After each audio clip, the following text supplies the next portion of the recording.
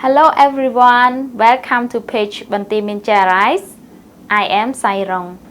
This is the third video of lesson 32, which is about food and restaurants. In this short video, we will learn 5 words together. So, let's get started. First, check. Check. Example, I check my students' homework. I check my students' homework. Second, dessert.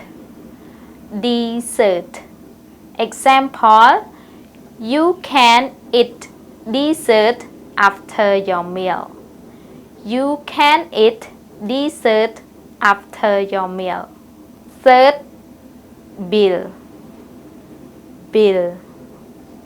Example, I always check the bill before I leave.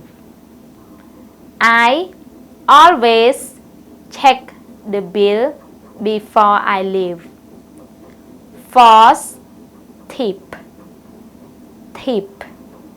Example, tip is extra money given to a worker. Tip is extra money given to a worker. Fifth, eat out. Eat out. Example, many families like to eat out on vacation. Many families like to eat out on vacations. Please review together. First, check. Check. Second, dessert. Dessert. Third, bill. Bill. Fourth, tip. Tip. Fifth, eat out. Eat out.